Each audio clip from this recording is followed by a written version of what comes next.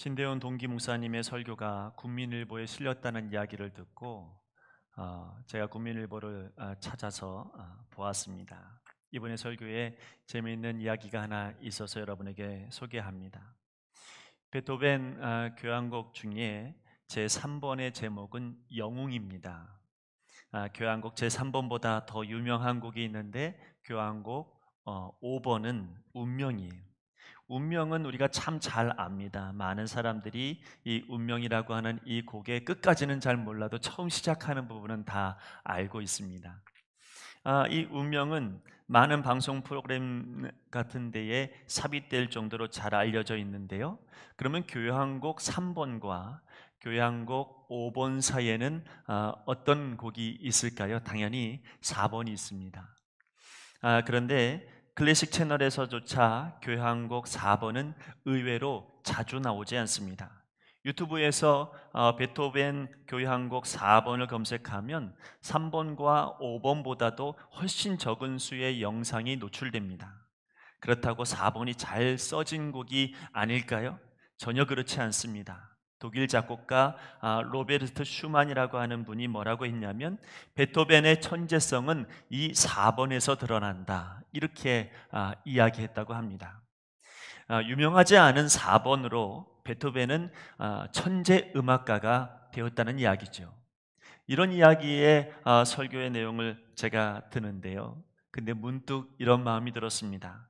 잘 알려진 베토벤 교향곡 3번과 5번은 꼭 우리가 신앙생활 하는 데에 잘 알려지고 잘 보여지는 예배나 기도나 또는 찬양이나 아니면 말씀을 들으면서 매번 내가 결심하고 있는 그런 어떤 결단과 같지 않을까, 이런 생각이 들었습니다.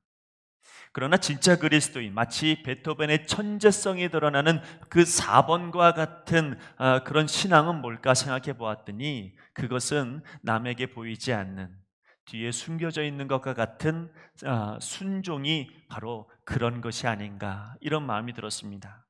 여러분, 진짜는 그리스도인이다, 내가 진짜는 뒤에 숨겨진 우리의 순종이라고 하는 것입니다.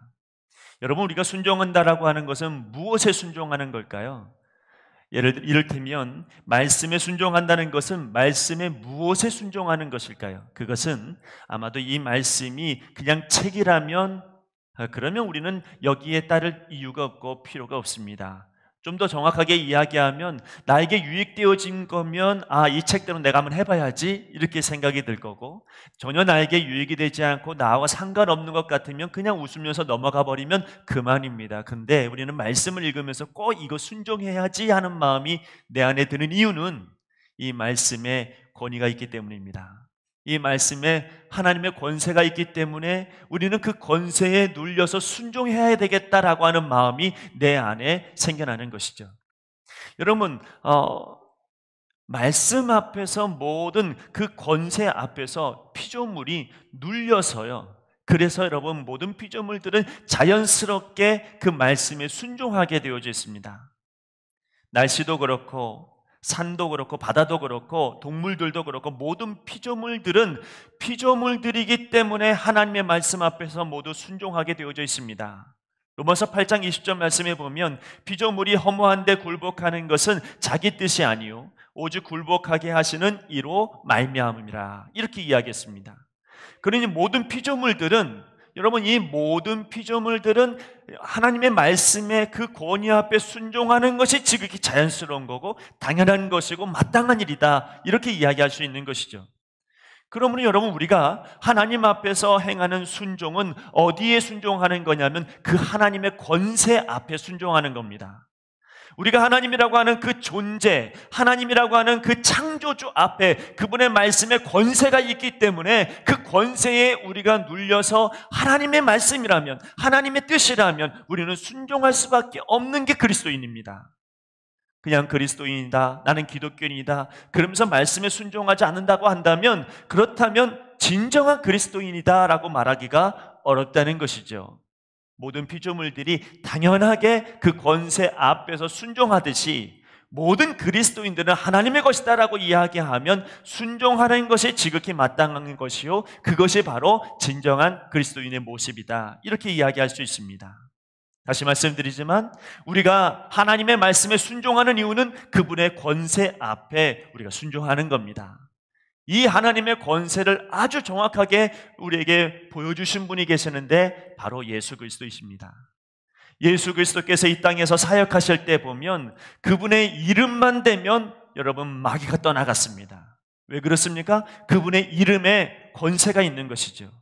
우리가 기도할 때 예수 그리스도의 이름으로 기도합니다라고 하는 그 기도가 권세 있는 이유는 뭐냐면 내가 기도했기 때문이 아닙니다. 내가 예수 그리스도의 권세 앞에 믿음으로 기도했기 때문이죠. 우리의 기도가 힘이 있는 이유는 예수 그리스도의 그 권세 있는 이름 때문에 힘이 있는 것입니다. 여러분, 주님의 사역하실 때 예수님의 이름으로 나아가면 그러면 병자가 나았습니다. 예수님의 이름으로 기도하면 여러분 아픈 이들이 나았을 뿐만 아니라 죽었던 자도 여러분 다시 나왔지요. 예수님의 이름에만 권세가 있는 것이 아니라 성경 말씀에 보니까 예수님의 보혈에도 권세가 있습니다.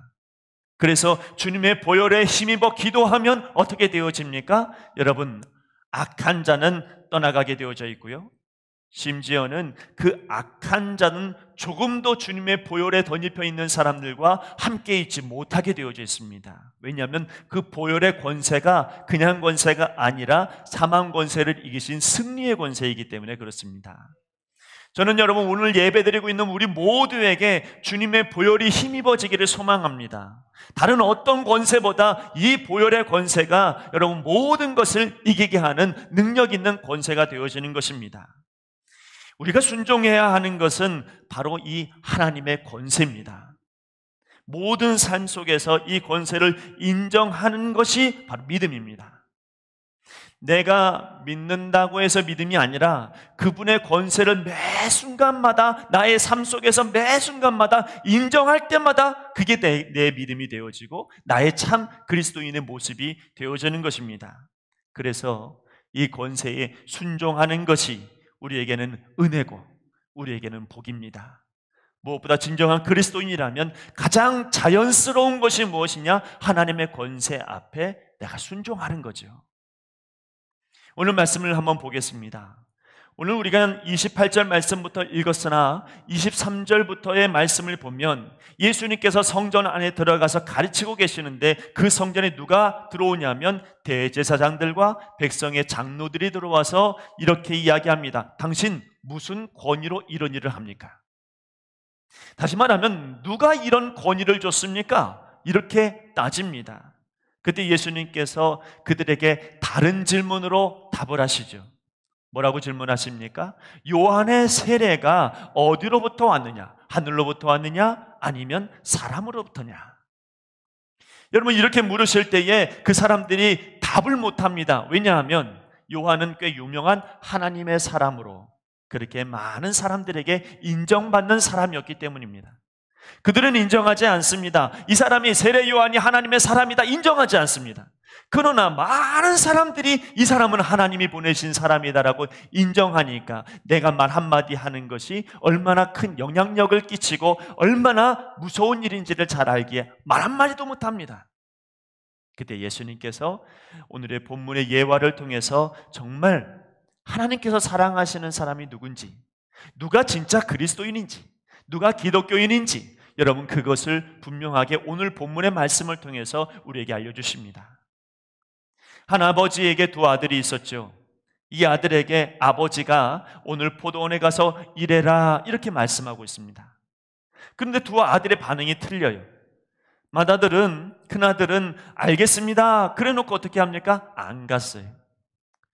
어떻게 보면 주석을 보니까 이렇게 써 있더라고요. 귀찮을 수도 있고 아니면 아버지를 우습게 여길 수도 있고 그래서 내 맘대로 내 뜻대로 생각을 하다 보니 그러니 나는 가지 말아야 되겠다 이렇게 불순종하기로 결단합니다.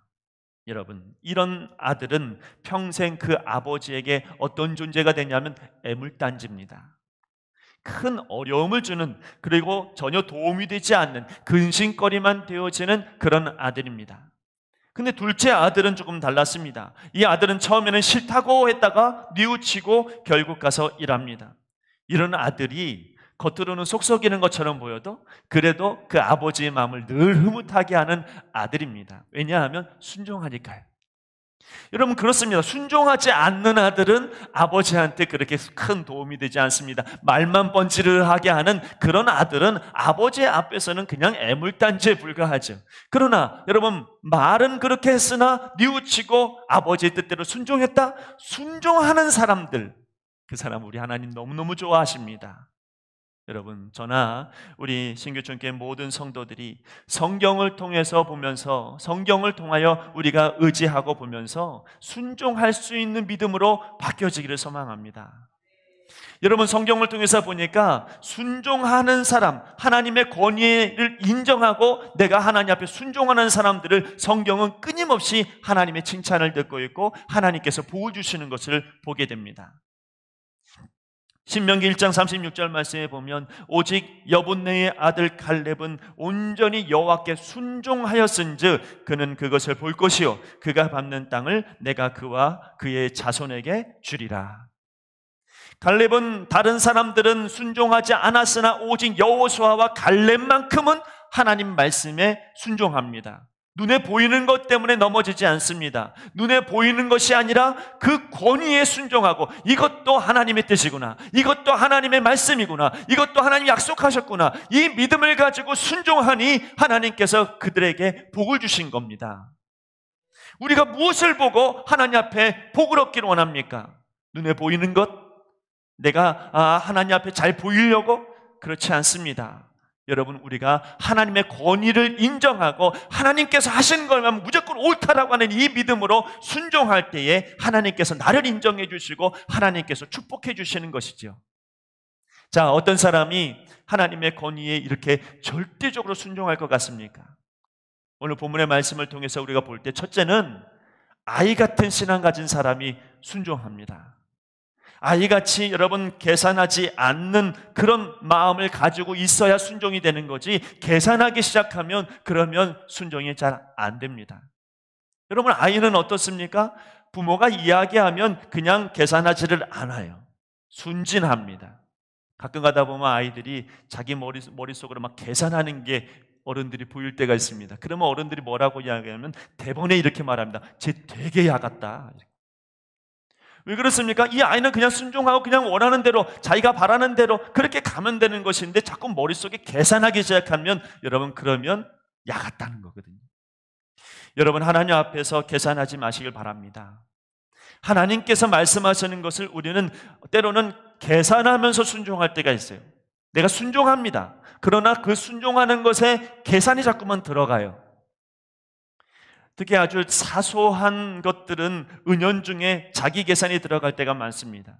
오히려 큰 문제 앞에서는, 내가 어떻게도 감당이 안 되는 그런 문제 앞에서는 하나님, 내가 두 손 두 발 다 들었습니다. 하나님께서 다 알아서 하십시오. 나 하나님만 믿습니다. 이렇게 되는데 내가 할 수 있는 아주 사소한 문제들 앞에서는 계산이 머릿속에 얼마나 빨리 돌아가는지 몰라요. 그래서 계산하면서 그것을 순종한다, 이렇게 이야기합니다. 아주 작은 일, 내가 충분히 할 수 있는 일, 요즘 광고에서 이야기하는 것처럼 묻지도 않고 따지지도 않고 그냥 오케이입니다. 내가 알아서 하는 거예요. 묻지도 않아요. 여러분, 그렇게 계산하는 신앙으로 살다가는 계산 못하는 일들을 만날 때가 있습니다. 계산할 수 없는 문제 앞에서 그렇게 여러분 살아갈 때가 있습니다. 사울왕도 전쟁에서 계산하다가 망했잖아요. 사울왕이 어떤 아말렉과의 전쟁 가운데서 이렇게 보죠. 자기가 좋은 것은, 나에게 좋은 것은 살려두고 나에게 좋지 않은 것은 다 죽여버립니다. 계산이 들어간 거죠. 그런데 하나님께서 그 하나님의 권위를 모르는 이 사울왕에게 도저히 계산이 안 되는 전쟁을 만나게 하셨습니다.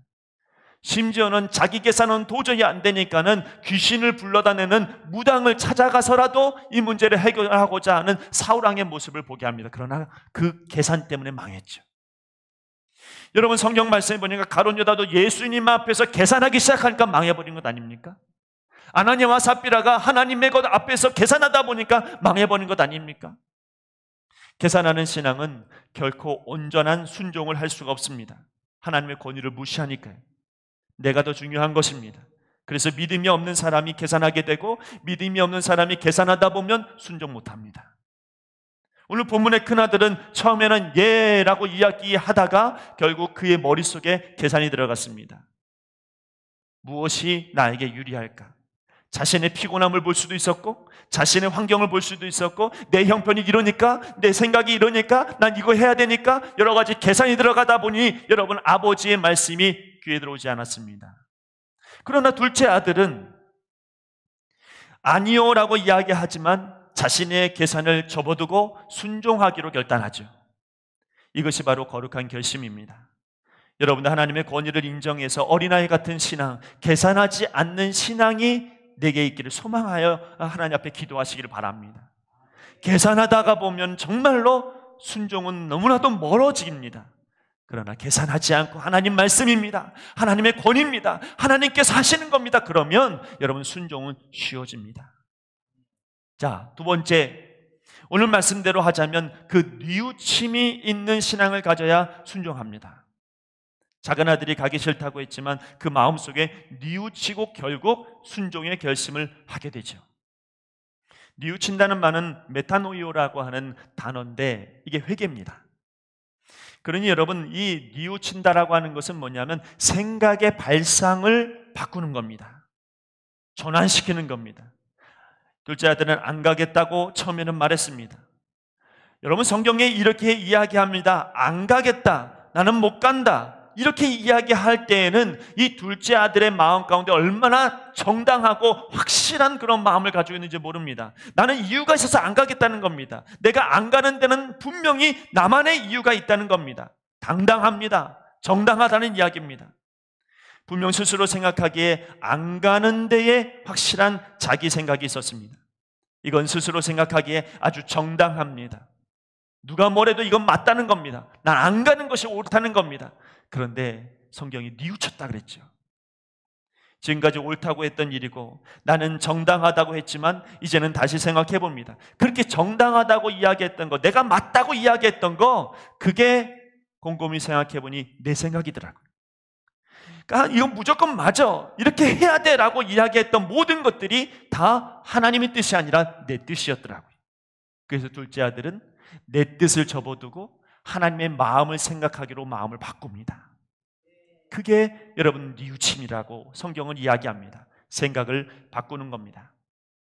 박종구 목사님 크로스웨이라고 하는 성경 공부를 만든 그것을 우리나라에 전파한 그 박종구 목사님이라고 하는 분이 계신데 그분의 책 제목이 재밌습니다. 책 제목이 뭐냐면 주어를 바꾸면 미래가 바뀐다는 거예요. 아주 간단합니다. 내가 주어가 되면 미래가 바뀌지 않아요. 근데 내가 주어가 되고 내가 주체가 되는 게 아니라 주님이 주체가 되고 주님이 주어가 되면 그때부터 내 미래가 바뀌어지더라는 거죠. 여러분, 내 중심적으로 하면 그건 절대로 아무런 미래가 없습니다. 그러나 내 생각을 바꿔서 내가 뉘우쳐서 내 생각이 아니라 하나님 생각으로, 하나님의 뜻으로 바꾸면 이 회개가 결정적으로 내가 순종하는 사람으로 바꿔지게 만드는 겁니다. 유명한 버나드 로너간이라고 하는 신학자가 있는데 회개란 세 가지로 이야기했습니다. 첫 번째는 뭐냐면 지성적인 회개가 있답니다. 처음엔 지성적인 회개는 뭐냐면 깨닫는 거예요. 내가 전에는 몰랐는데 예수님이 있다 보니까 새로운 깨달음이 있는 거예요. 전에는 알지 못했는데 생각을 바꾸게 되어지는 깨달음을 얻게 되어지는, 이게 첫 번째 회개다. 두 번째 회개는 뭐냐면 도덕적인 회개인데 가치관이 바뀌는 것이다. 전에는 이런 것이 소중했는데 이제는 그게 소중해지지 않는 것, 가치관이 바뀌는 것, 이게 회개다.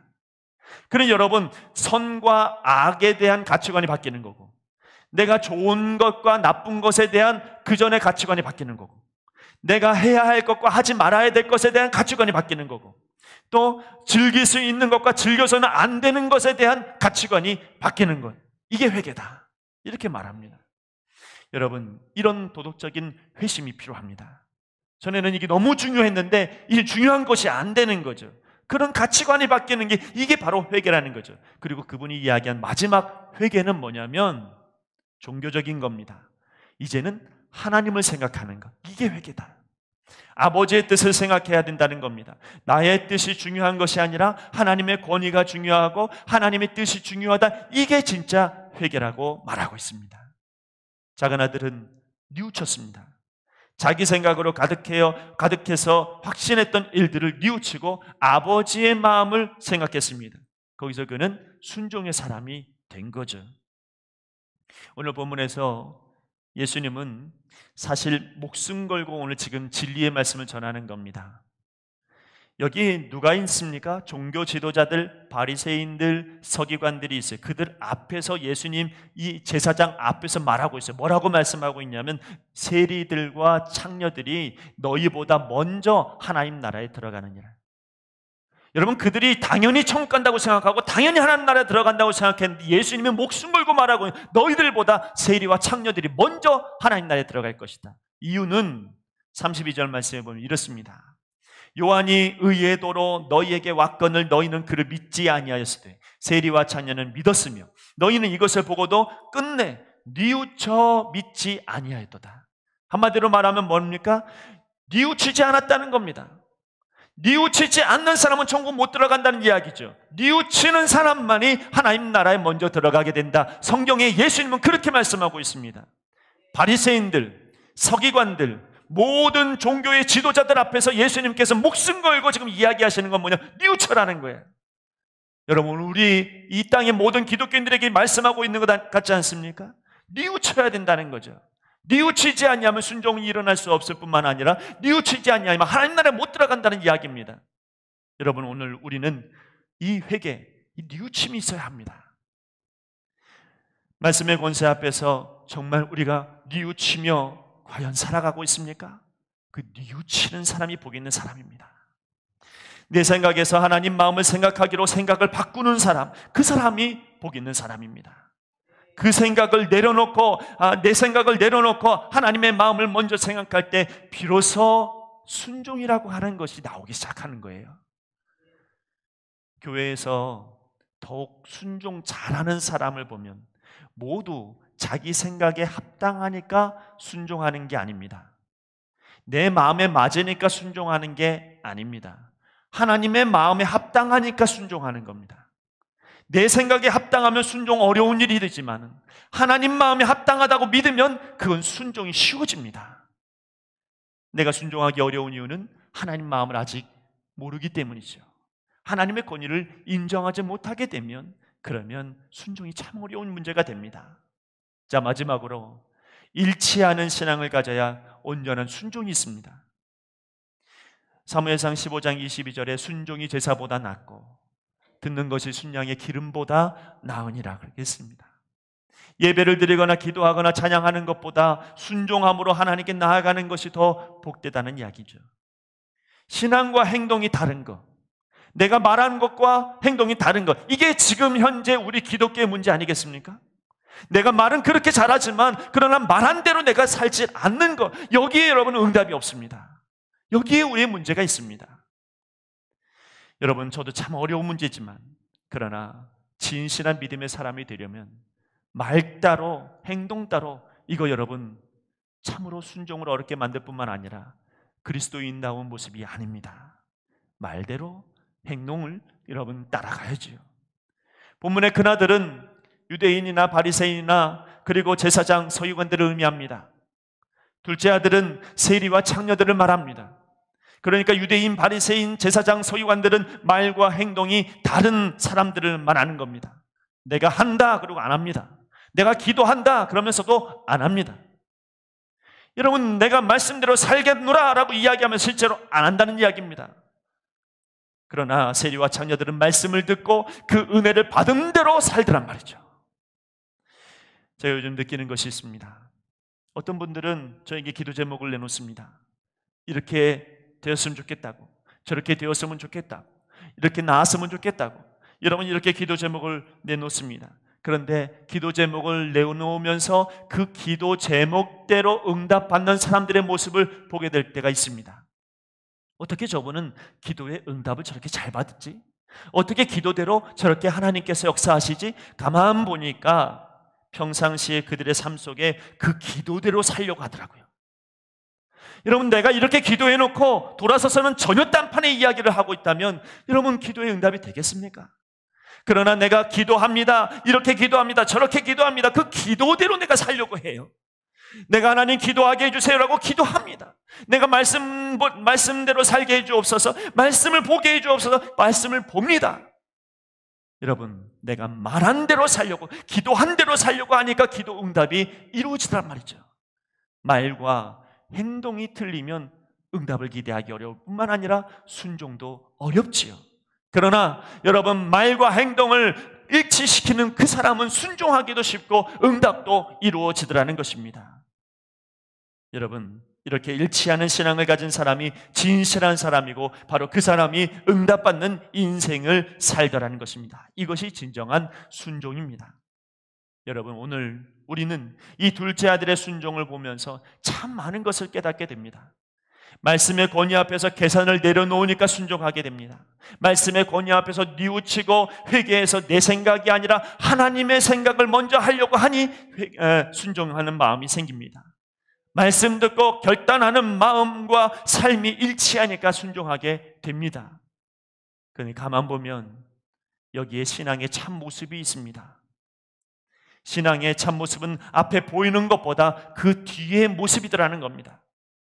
아버지 앞에서 보이는, 아버지 앞에서 잘 보이려고 첫째 아들이 말한 것, 거기에 신앙이 있는 게 아니라 그 뒤에 여러분, 이 첫째 아들의 신앙의 본 모습이 드러납니다.